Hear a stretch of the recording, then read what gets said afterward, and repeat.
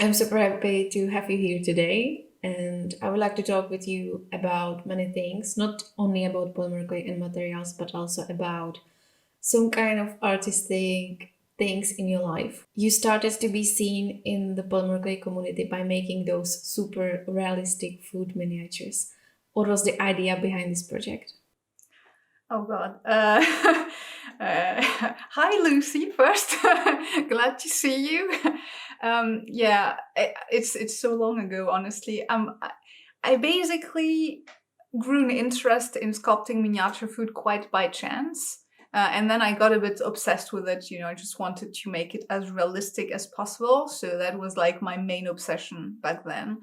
So there was not much meaning or like thoughts behind it. I just wanted, something that was good and realistic.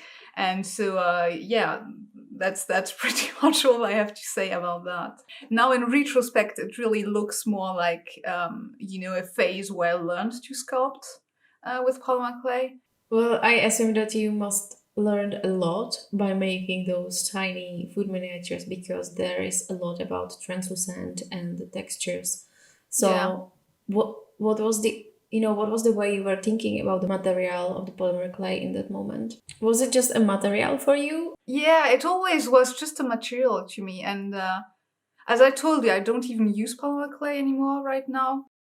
I know a few artists that are like that, they swear by just one material. And I'm like, it's Mm-hmm. just a material, It's just like you can do Yeah. pretty much the same or similar things or with your own style in like many different materials. For me, I never was like, it was just a material. So back then, polymer clay, it still is now, but it's fairly cheap. You can find it easily, and I just happened to start with it. But I could have started with the air dry clay, which honestly would have been better for me in retrospect, because now I'm using it a lot and it's like learning everything again.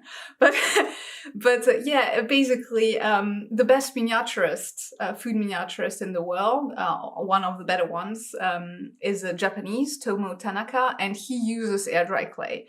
And when you see his work, it's very translucent and it's like very realistic. So it has nothing to do with polymer clay. For me, it's just a material, and then you use it, in the realm of that specific material and the specificities of that material and how it works. And sure, it's translucent, but there are many other materials that are translucent, and you could use paper, resin, or certain air dry clays that are translucent. So for me, it's just like I happened to use that one because when I looked into it, I found tutorials who used polymer clay, and I was like, oh, I know that thing. I know where to find it.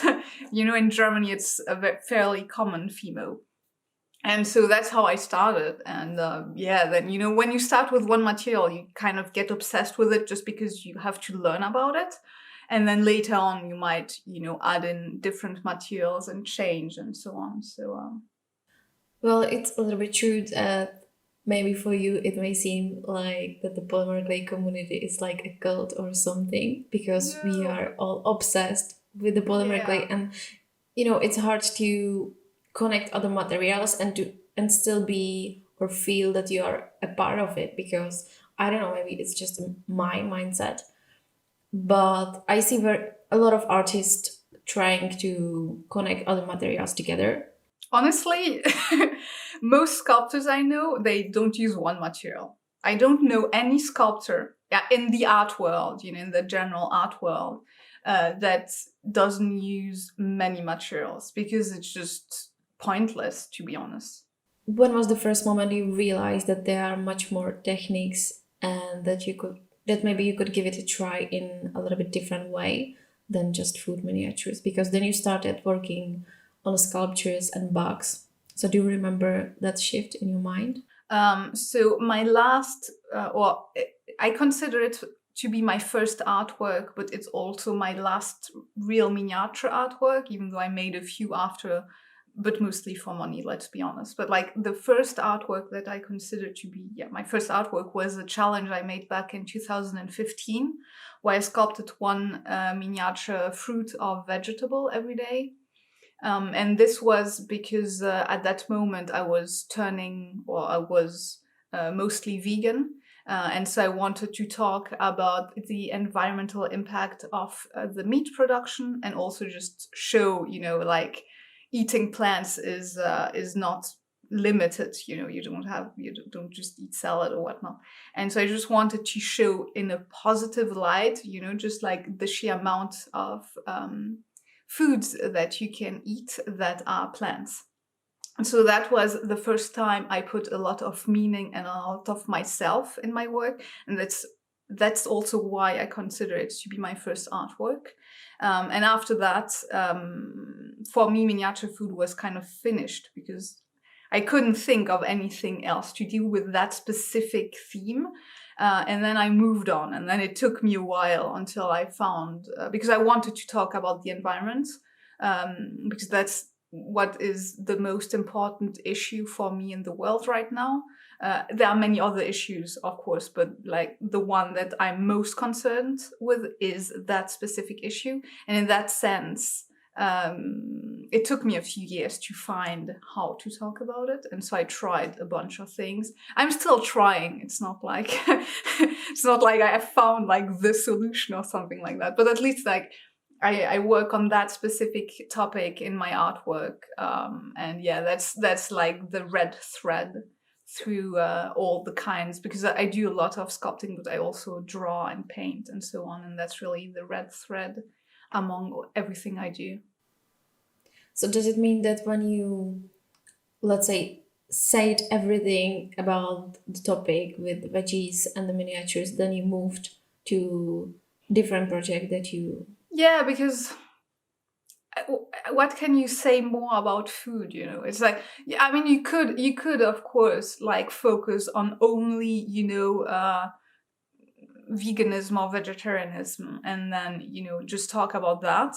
But I don't see the point. If I make the statement once, and for me, just I wasn't able to find another interesting way of talking about it that would be better than the daily mini veggie challenge that I did. So I just moved on, and also I got bored with it, to be honest. I mean, I wanted to do different things, and the other thing is I was really tired with realism.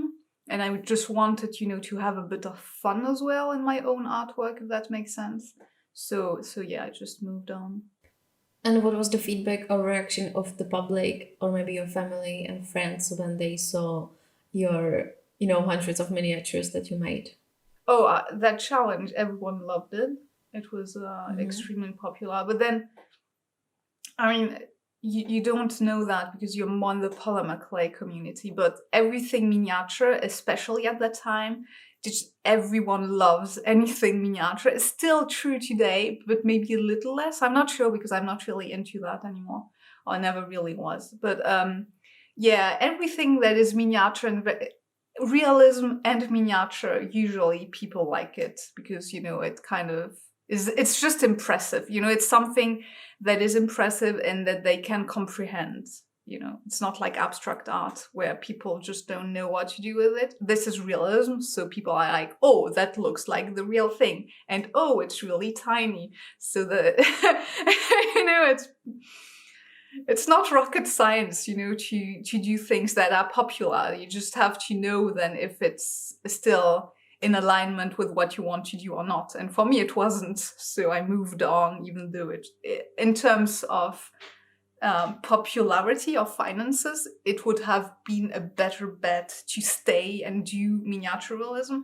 But in terms of art, it wasn't. Do you think that you maybe changed something because you were basically trying to say something through art? And I think that makes the main difference, because I see many miniature artists around the world, and the difference probably between you and them is that you had a topic that you wanted to talk about, and for them it may be more a little bit like business right now, as you said. So do you think that it changed something? It's I'm always very careful with that, because people all have different goals in lives. there is something called decorative art. So it's not a lesser form of art. It's just a different kind of way of doing art. So some people are just into realism and miniatures. They don't want to say anything with their work. Every art form doesn't have a lot of meaning to it. So that is something that has always been important to me. And I remember even when I was doing miniature food, it was always something where I was like, well, okay, it's good and stuff, but it's empty.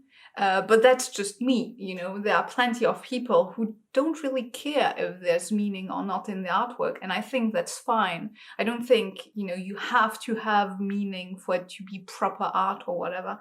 It's just, I personally prefer doing it that way. And I also prefer artworks that is meaningful.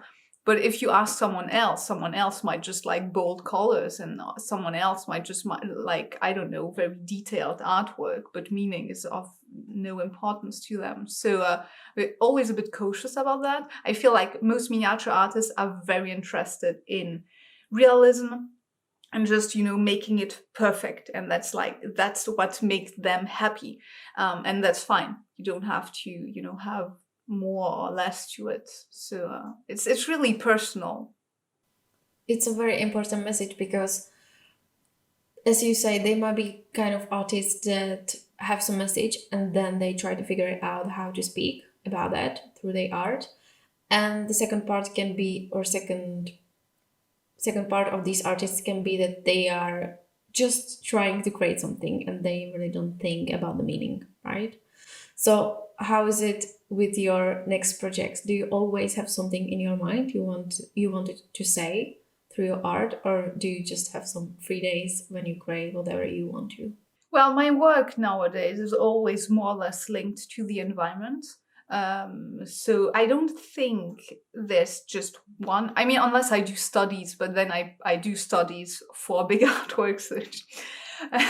But in general, it's always, my mind is always more or less thinking about talking about certain issues. And of course, like most issues, I go back to it and, talk, but in different ways, and make it more or less dramatic. Some artworks are a bit dark, and but most of my artworks are more cheerful. But yeah, it's just, I don't think I ever do something that is not related to some kind of meaning, because that's what I'm obsessed with. So I don't really see myself doing something else. I mean, sometimes I do. I recently worked with a gallery, and the subject was "Wish You Were Here" because of COVID. Like nobody can see each other, you cannot travel. And so I did something more relationship related and to my personal life, but that's, very specific to that group show. Otherwise, even in group shows, I always talk about the environment, even if it's not the main topic, because I think that's just what I want to do anyway. So Although you tried studying art, your educational background is in architecture. Is that correct? yeah, true. How did you feel when listening to teachers at art school when you tried studying the art? I mean, in France, you have to understand that art school is not. In other countries, I know in the US and in the UK at least, and probably elsewhere, but art school is technical. It's like you go to school and then you learn to draw and you learn to paint or whatnot. In France, it's not quite the same. It's more conceptual. So you have themes and you do whatever you want, but you don't have the technical aspect. So kind of learn by yourself, but you don't have like, today we're going to learn perspective, or today we're going to learn about colors. And so in that sense, it's kind of pointless, because you don't need a school to think. You need a school to learn the techniques. So then you can think and, fly by yourself. And I was not in art school. I was in art university. And I just didn't really have my place, I feel, in art university. I just felt like this was absolutely not what I wanted to do. And then I had... you could always have optional lessons or classes, sorry. And one of the class architecture, and I wanted to be an architect before I wanted to be an artist, or because I was good in science and in art, so I was like, oh, architecture makes sense. And I really loved that class. It was the history of architecture, and I really loved it.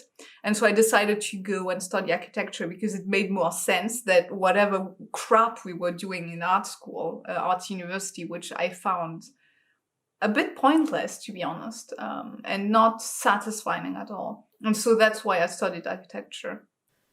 Well, talking about art schools, this is a huge topic because the very same is in the Czech Republic, and it's really hard to, to fit but still have some kind of freedom, because otherwise you want to do, or you have some kind of different style. The teachers are more like they're trying to shape you to the way they want to because of, I have no idea. Yeah, but I think that's a problem in most schools in architecture.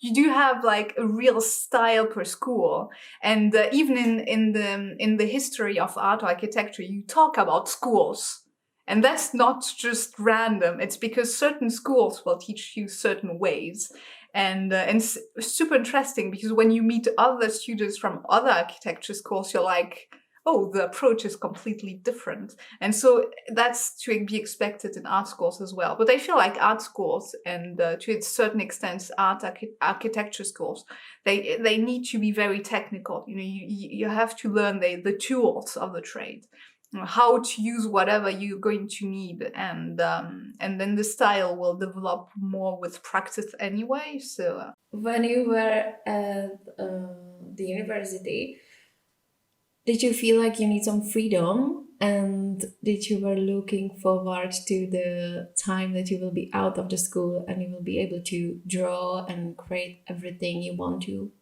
when I was at art university, not, because I was fairly young at that age. I was still 18 or so. And as I said, it was not technical. So you were free to do whatever you wanted.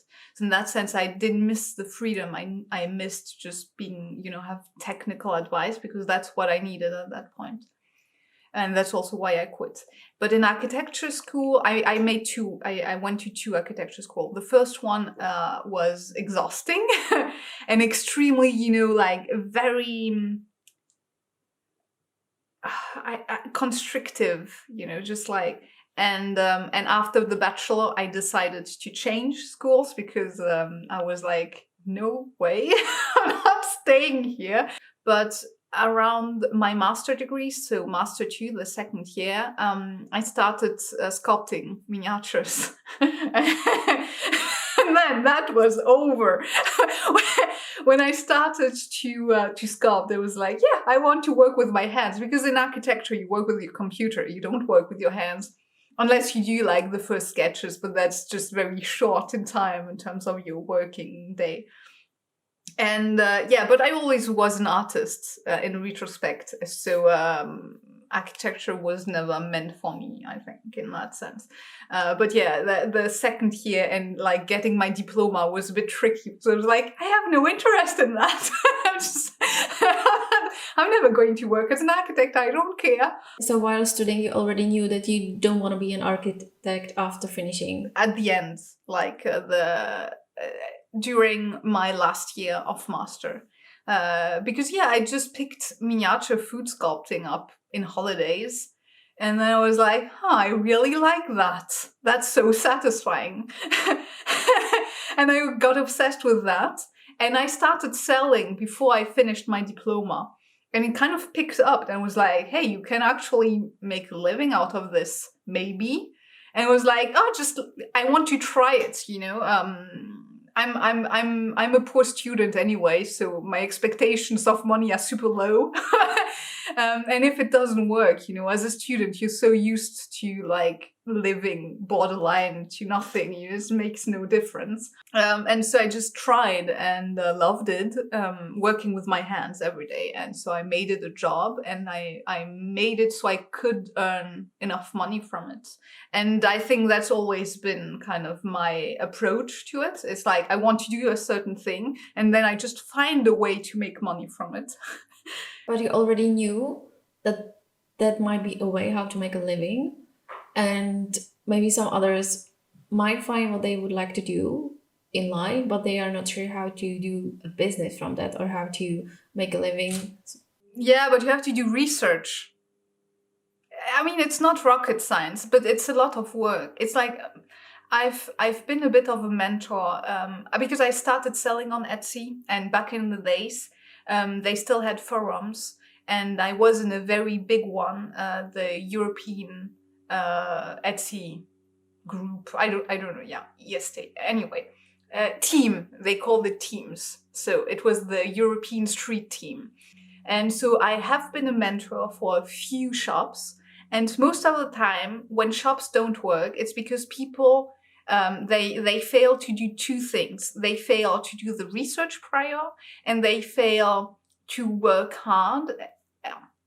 Three things then, and they're not critical towards their work.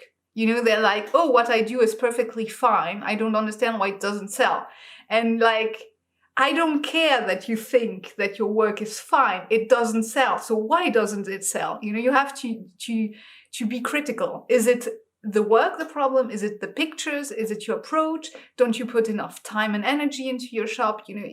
There's always a reason why something doesn't sell. Or is it maybe something that nobody wants, which is also a possibility. So yeah, there are plenty of reasons why something might not sell. And so, but most people are a bit lazy about that. And they think, you just have to do good work and it's going to sell. But no, you can do okay work and do better than someone who does exceptional work.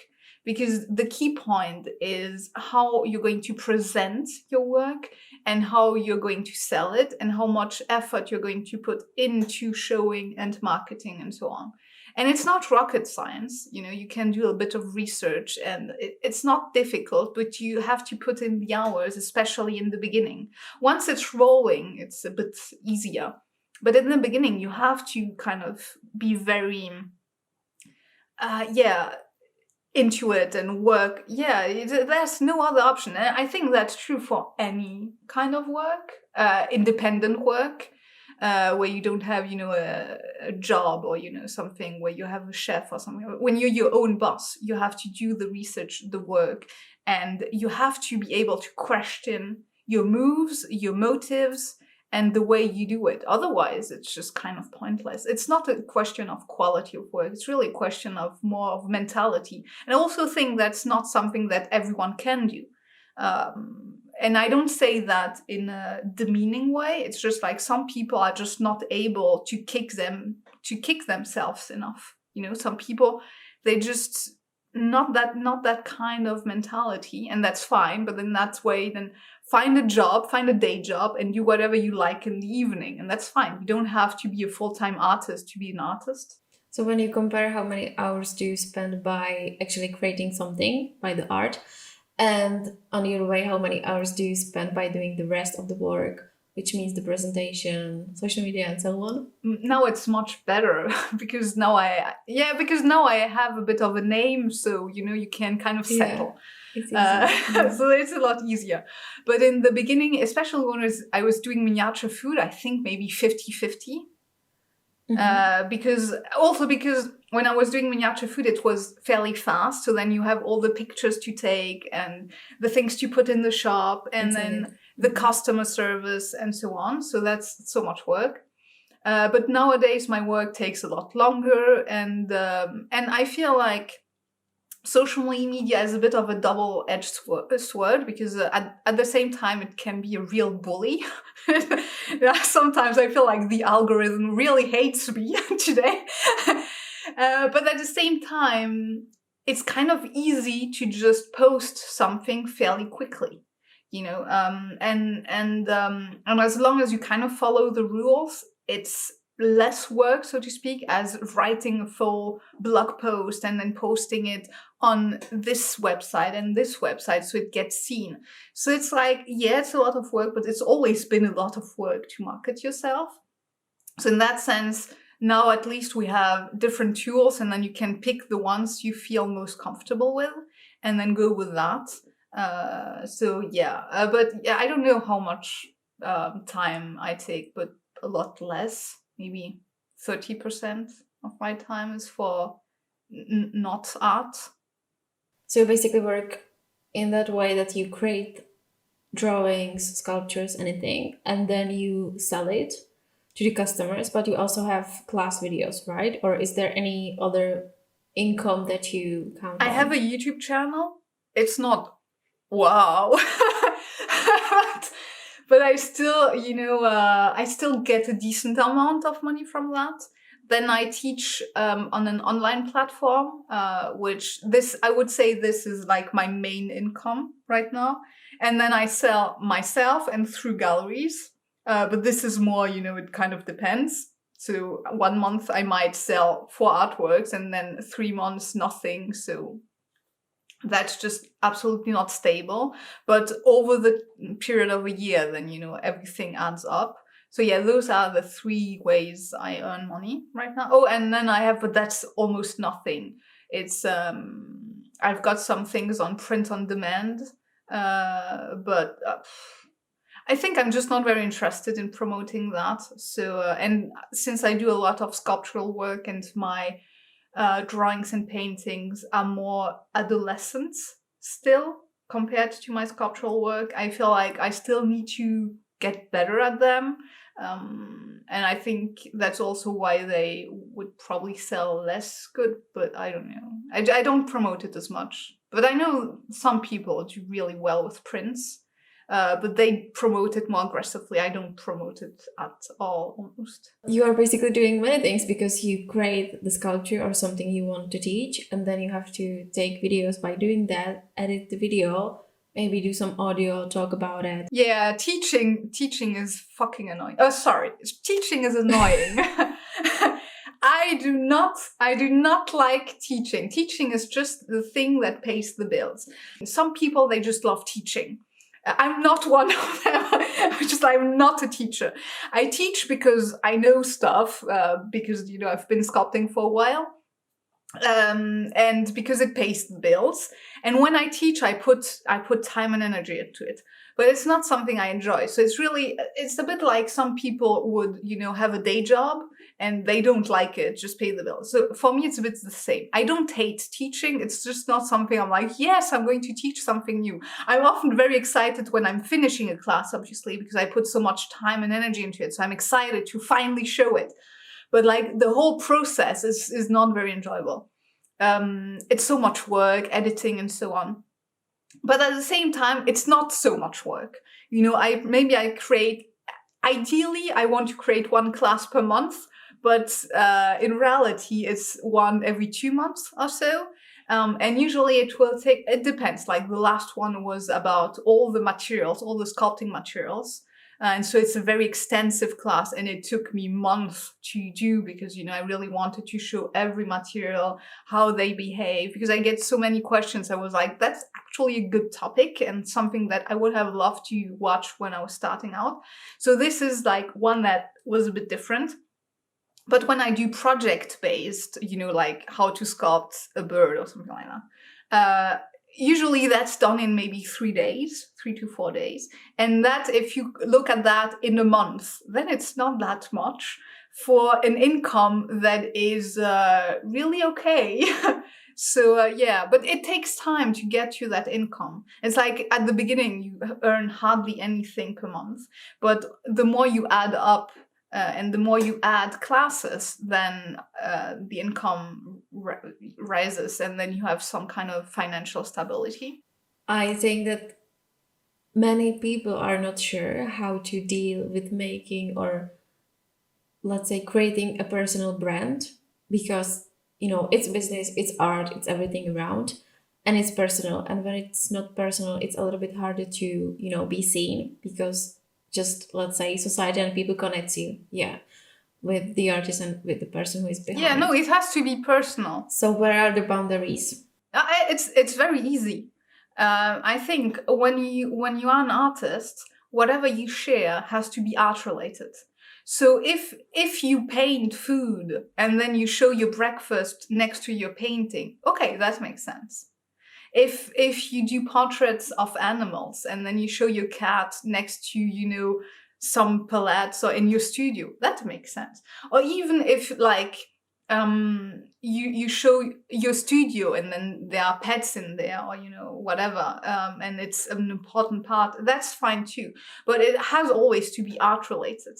If for instance, I don't know, if I suddenly would start showing, I mean, again, unless it's a special occasion, a birthday or something like that, but it doesn't make much sense with the rest of your work, then don't share it. It's not the place for that. You can use the stories if you want to do something more personal in Instagram, and there are other ways. Certain platforms allow you to be more personal. I feel like TikTok seems to be more like that, but I don't know. I'm too old for that.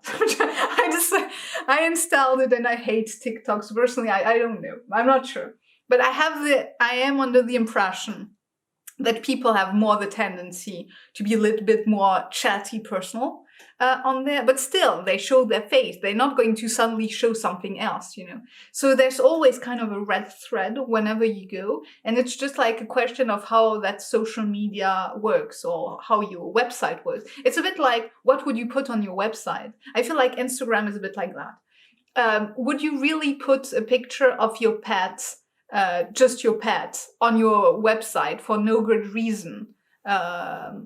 No, unless that pet, you just lose the pet, and it's especially difficult. That I understand. Or you just adopted a pet, like that makes sense. But other than those two instances, then no, it doesn't. You have to be. I feel like you have to be coherent in the way you present yourself, and you can still be very personal about it. You can have pictures of your pet on your lap while you paint or while you sculpt or something like that, and you can say, my pets are really important to me in my daily life. That's not a problem. But if it's not art related, then people are not going to see it because they're not going to recognize you anyway. It's just a cat. And likely they're not going to care about it either because it's just a cat or a dog or chihuahua, whatever. So no, it's not difficult. You just have to be coherent about the way you present yourself. This message is incredibly important, and I wish that everybody would know that. Because, for example, I have some bloggers on my feed or someone, and it fascinates me how quickly they are able to change the topic that they are presenting themselves or talking about. Because once they get a baby, it's immediately an Instagram about the babies and all of that stuff around, and breastfeeding and things about it. And it's okay if there are people who are happy to follow that, but I feel that they are more like celebrities, and there is not that kind of value that can be shared through those social media platforms. No, yeah. I forgot about that. But if you are a celebrity, which is not our case, so that's why I didn't really get into that. But if you are a celebrity, and I know one artist, I don't know if you know him. He's called Jim McKenzie, and he's a sculptor that is really good. But he is a celebrity, and he presents himself as a celebrity. And I think he always envisioned himself as a celebrity, and he always presented himself that way. And so that's okay because he always did that, and that's coherent in his, But if you're like most of us other artists, low life artists, then we don't present ourselves all that much. We present our work, and once in a while we show our face just so people know that we're a girl or a guy or something else. And then, that's pretty much it, But indeed, when you're a celebrity, then yeah, you can share your breakfast and everyone is going to freak out. Oh, you eat that. I feel like that's like very limited amount of people can do that on Earth. We have to say that you actually have 203,000 of followers, if I'm right, on your Instagram. Yeah, but it's stagnant. Oh my god, it's stagnant. Yeah, so, you even have the blue. What is that? Yeah, the blue tick. Yeah, I know. It's vanity. Yeah. You know that you just have to ask to get it, but you have to have a certain amount of followers, I think. I mean, honestly, it's a good thing to have it, because when I comment on other artists' homepage, usually when you see the blue tick, they're more likely to check your work out. And so if they like it, they're more likely, to engage with you. But it's mostly vanity. So I'm like, I don't know what to say. I feel like, yeah, but I have it. Yeah, I have it. Well, did those numbers and followers actually, let's say, bring you more customers and people who are interested in your work? Well, it gives you credibility, and I feel like when you are in the art world game, galleries will check your Instagram. Do you feel that when you are creating your art, which is full of colorful gradients and rainbows, does it affect people likeness because it's really colorful and it's visible between other stuff on the feed? Oh yeah, yeah. In general, I think people are attracted to rainbows in general and to colors. So not everyone. I have friends who love like black and white, but many people do like colors because we live in a colorful world, and we're attracted to colors to a certain extent. In that sense, yeah. But I feel like what helps the connection between the viewer and the artist, other than if it's colorful or not, is more if it's your personal style and if you put yourself into it, because that's how you connect to people in a more visceral way, because you do something that it came out of your guts, and so people can feel that. And there's a difference between people who do commercial work. It's not a criticism against commercial work, because again, we all need to earn some money. But commercial work is not the guts of the artist generally. But you do something for a client, and you follow whatever is expected from the client. And of course, you do it in your style, but that's pretty much it. It's not like something that is so visceral than when it's your own artwork. And so people will not connect in the same way. They might think it's brilliant, the idea is good, or it looks good. But when you're in front of a piece of art that is made for the sole purpose of it, so not in, I mean, when I say commercial, working with a client, basically. So most original pieces of artwork are trying to be sold, but that's not like the main purpose of it. And then some people, not everyone, and that's kind of the beauty of it, but some people will connect to the piece of art. And I feel like that's kind of what you're searching for as an artist, to find that connection with the viewer, which is not intellectual, but really like visceral, subconscious almost. And does colors have some kind of special meaning to you, like gradients, rainbows, all of that? Does it have nice? No, I just like colors. But then I don't mind when people see other things in them. It's like usually the rainbow, you think of, I'm going to say what LGBT, for instance. The whole LGBT community is very big on rainbows. And if they connect with my artwork through that, I'm fine with it. It's like, it might not be like the original meaning of it, but I don't mind if people see that. And then I know when I work a lot with mushrooms sometimes, and so it's rainbow and it's very psychedelic. And so some people connect with me on that, and I don't do drugs. So for me, I know about it and I play a bit with it, but it's not really about that. But again, if people connect through that, I'm fine. The only thing where I would not be fine if it's something that I really didn't mean, but I never had that. Like something bad, I don't know, something racist or something like that. But I never had that. Usually when people connect, sometimes I get comments and people say, oh, this reminds me of that and that. And I'm like, oh, that's interesting. I didn't mean to do that, but I like that interpretation. And I feel like art, when you do artworks, you have to leave some of it to the viewer. And to the interpretation of your artwork. And this is where the magic happens. Like, you do something, you do your vision, and someone will react to that vision and see things that are there, but you didn't really thought through, maybe not intellectually, maybe subconsciously, but yeah. To me, it feels like you're super passionate about art and artwork and sculptures and everything. And do you sometimes have days when there is no mood for creating and you just have a days off and you don't care? Of course. I am human. I'm actually getting better at not working. So yeah, I'm trying to take my weekends off, especially since confinement, isolation, because I'm always at home. And for me, I work from home. So in terms of workflow, it doesn't change much. But the fact that I am unable to leave the house,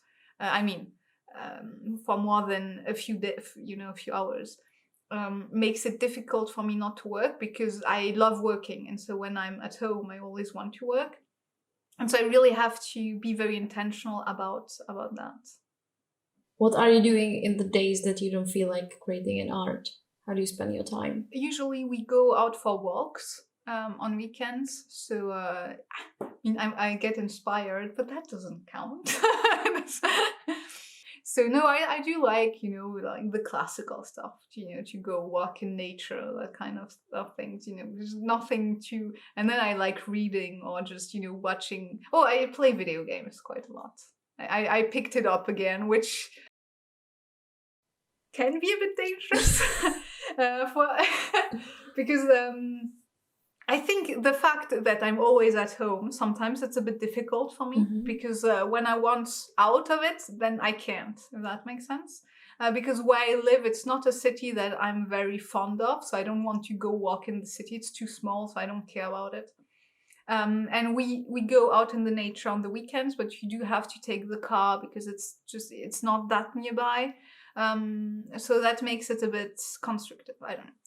Restrictive, and but sometimes I just want a break, and yeah, I picked up video games again because that kind of helps me to just Get away, set my mind on something completely different and have an actual break. Because when you're at home in your studio all the time, it's extremely difficult to not think about art all the time, but it's very unhealthy. You need to see and do different things, so that's like and video games are addictive. So luckily I love my work, and so it's not too difficult for me to work. It's not something that I have an issue with. But I remember there was 1 week where I was like playing every time I need a break. I would play 1-2 hours. So, but now I don't have the time for it at all. So I want to play, but I can't. So yeah, I suppose that's okay. Do you have dreams about art in your work? I have great dreams. My dreams are amazing. No, I don't. Usually I dream about very complex worlds. So in that sense, it's just, but it's not work related. Well, I have it in the way that when I'm super stressful about some kind of projects, I'm basically working in my sleep. And I'm just getting back to that. That's not great. No, and I'm just trying to figure out what's going on and how to solve some problems. And then I wake up and I feel like I have no sleep at all. So this can be a little bit tricky when you are super workaholic about something and you think about it all day. It's hard to stop and actually have a clear mind to, get some rest and be able to continue the other day or something. There's a bit of a culture about that, the overworking, overachievers, especially in America, and it's extremely unhealthy. It's extremely pointless. That life is not about just working, and unless you really have no other options, I know, especially when I started out, I had to earn some money somehow. I didn't have other options. So you overwork because you have no options. You have to work because that's the way you earn money, and so that's fine. But that's a very specific situation. If you can afford to take time off, like you don't need to work that much in terms to just live, then just take some time off. It's not worth to. Good message at the end. Very important. I know. Yeah. I know. Yeah. Okay, thank you so much for being here today.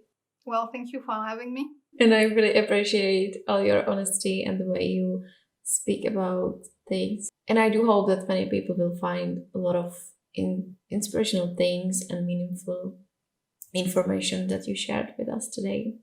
So thank you again. And I hope that you are going to continue in the very important message that you share with the world on your social media, Instagram, and everywhere around. Thank you. And whatever social media app is going to come Yeah. next year. Exactly. Thank you so much.